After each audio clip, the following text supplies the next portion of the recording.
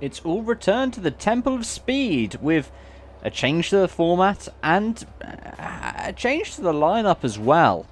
Let's talk about it. This is my preview for the Italian Grand Prix at, well, Monza. The host of the finale of last season's WRC and potentially this season's one as well. And we've got to change the format again for this weekend with the F1 Sprint, not a race, returning. For those who aren't aware, at Silverstone we had the first sprint, not a race. And what it means is that the weekend looks slightly different. You have FP1, it's 1 hour on Friday. Then you have qualifying Friday late afternoon, early evening.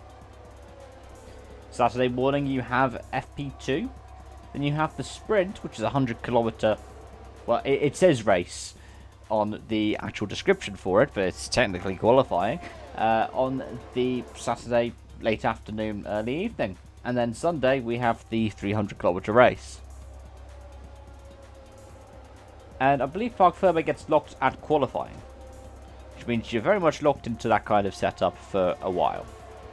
Well, the rest of the weekend, more or less, unless you've broken Parc Ferme. And what can we expect? It's very hard to actually predict what we can expect, you know? Because the Italian Grand Prix has been a bit of a happy hunting ground for Mercedes. But at the same time, the last season was won by Pierre Gasly. And the highest finishing Mercedes-powered car was third with Lance Stroll.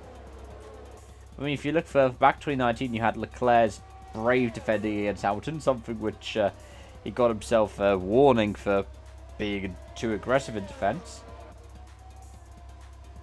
But then, looking back more and more and more, you've got Mercedes through the turbo hybrid era. Hamilton with 4, Rosberg with 1. So it's really hard to predict what could happen. On the one hand, you'd want to put your money on Merc. They seem to still have a stronger power unit in the straight line.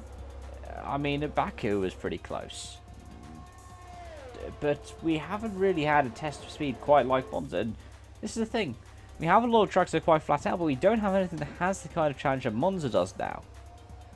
And it could full well be that through the corners, and there are some corners, stuff like Ascari, the Lesmos, got De La Roja, you've got Rettifilio, and oh yeah, you've also got Parabolica, which is now Michele Alboreto.